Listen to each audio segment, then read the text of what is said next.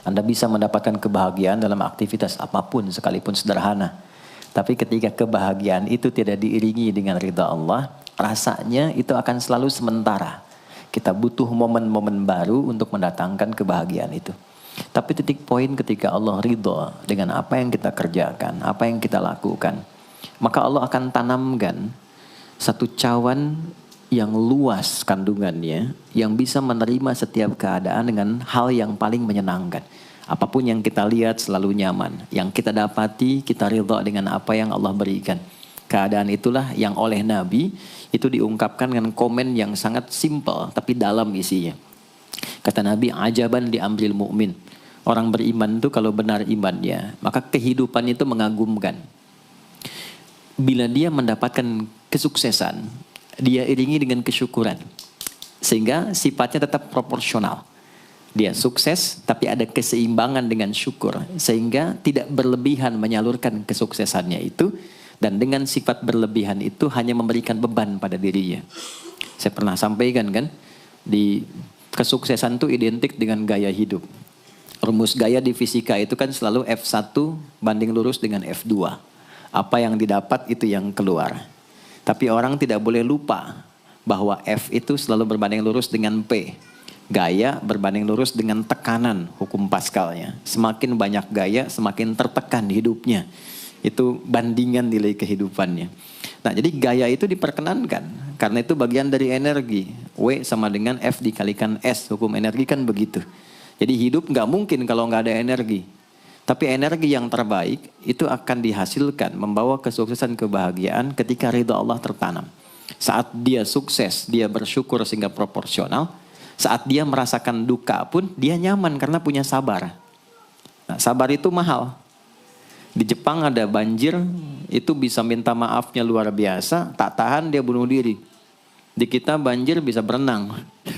Itu gambaran. Cuma kalau nggak seimbang repot juga. Nah, membangun keseimbangan itu butuh konektivitas yang kuat dengan Allah. Konektivitas itulah yang dalam bahasa agama disebut dengan sholat namanya.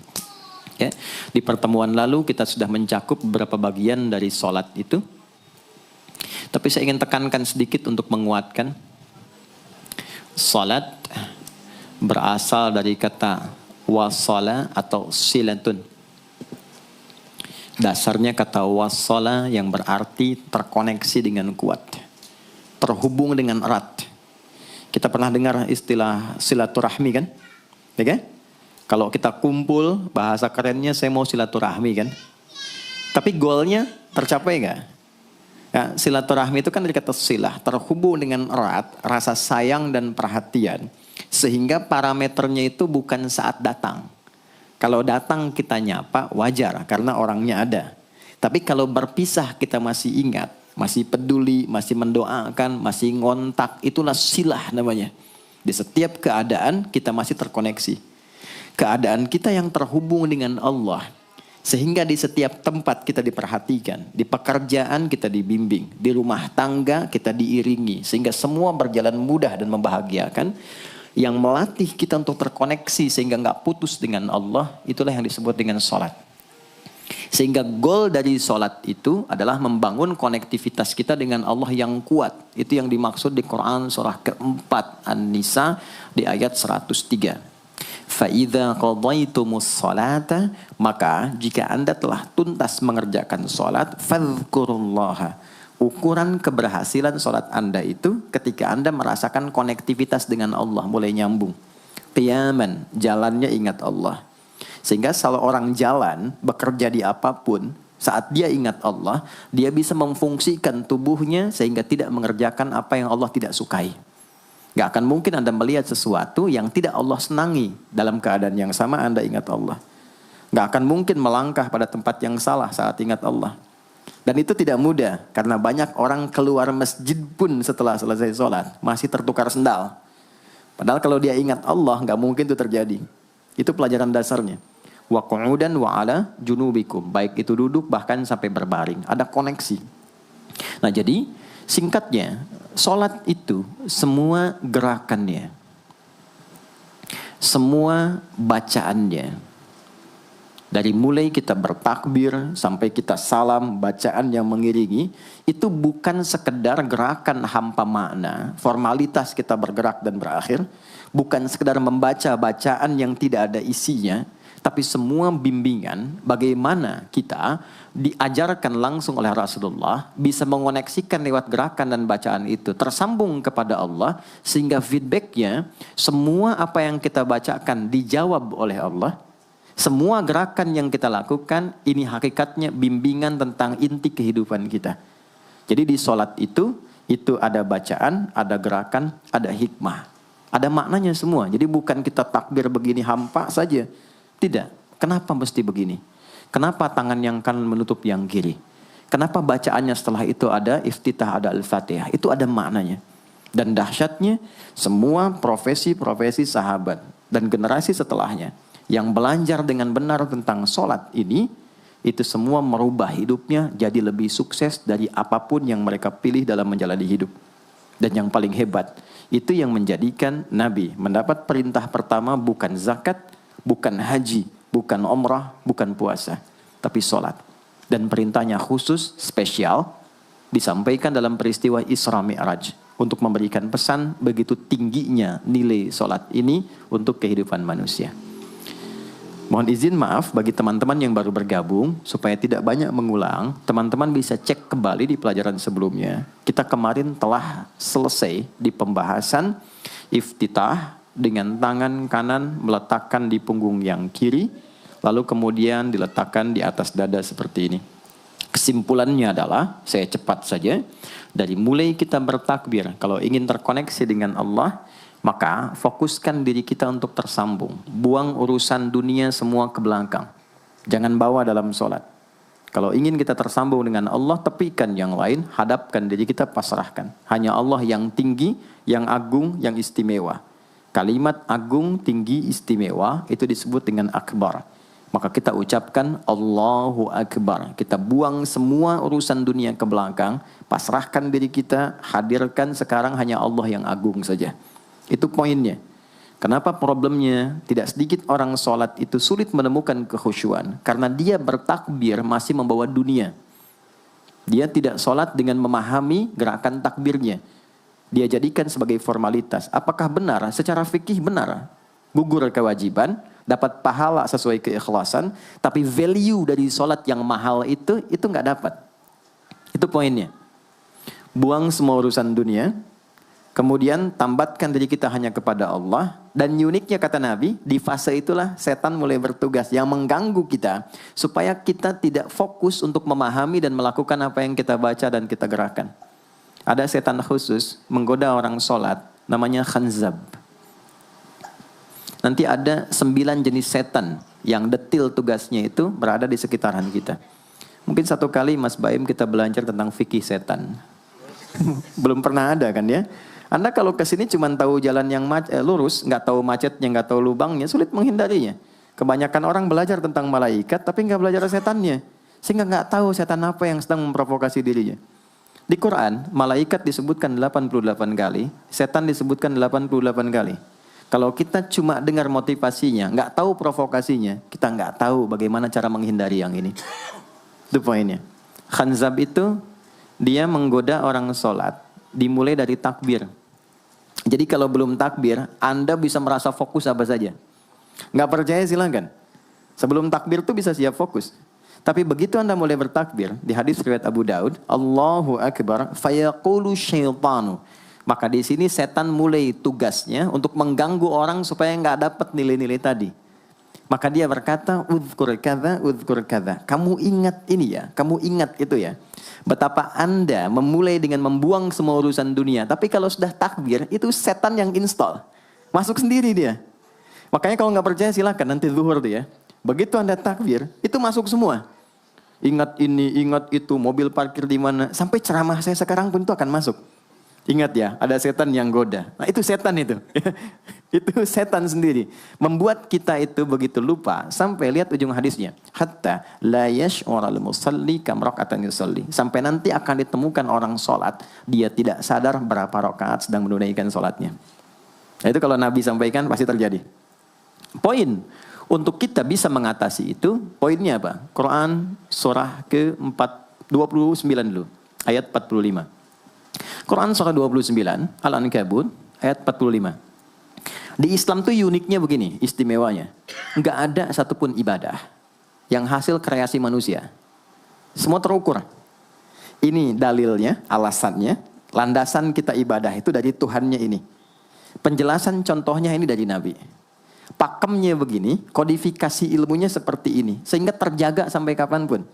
Dan tidak ada satupun yang kita kerjakan dalam ibadah, kecuali semua punya landasan yang kuat. Dan hebatnya diterangkan. Ini caranya, ini bacaannya, ini maksudnya seperti ini hikmahnya.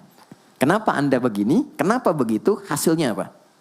Ketika seseorang sedang memulai sholatnya, dari awal dia pengen fokus, tapi ketika dia mulai bertakbir, muncul godaan, maka sebelum sholat ditunaikan, Allah sudah ingatkan, Utlu ma uhya ilaika minal kitab.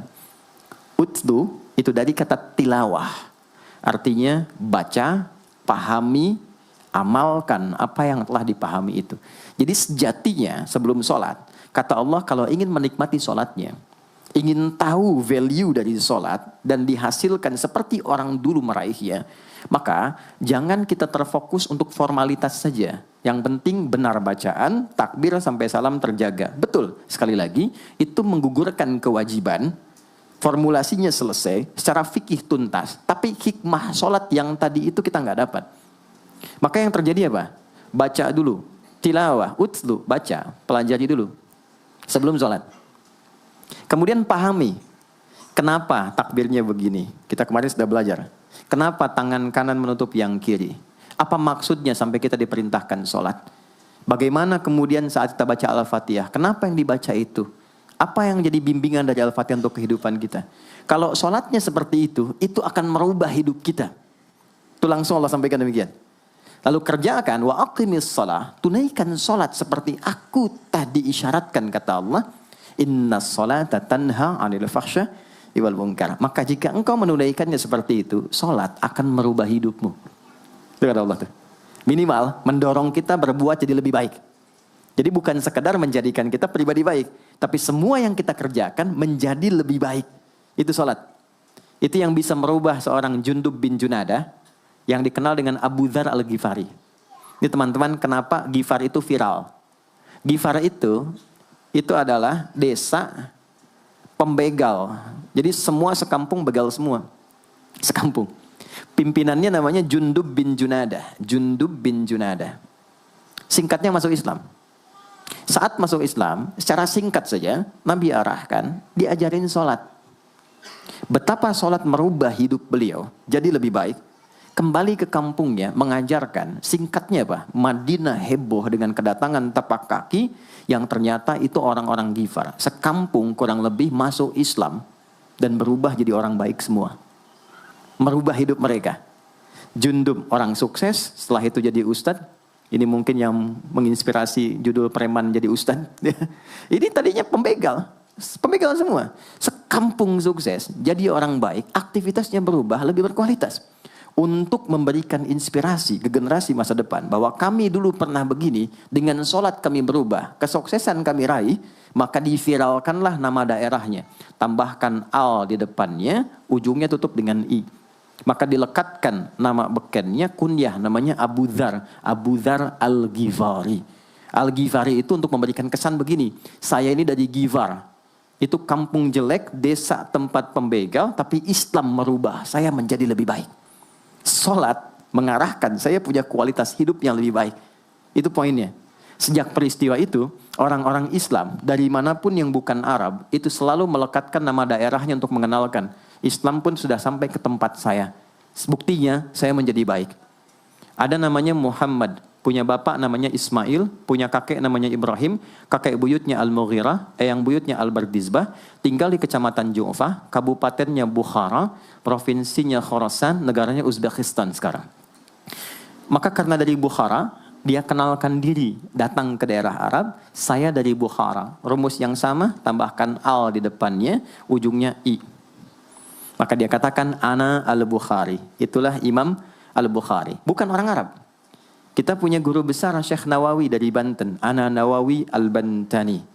Ana Ahmad Yasin Al-Padangi. Tapi kesan kota itu untuk menunjukkan Islam telah sampai ke tempat saya dan merubah saya menjadi lebih baik.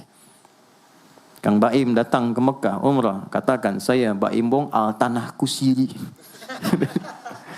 Maka kesan yang dibangun itu telah sampai ke tempat saya, merubah saya lebih baik.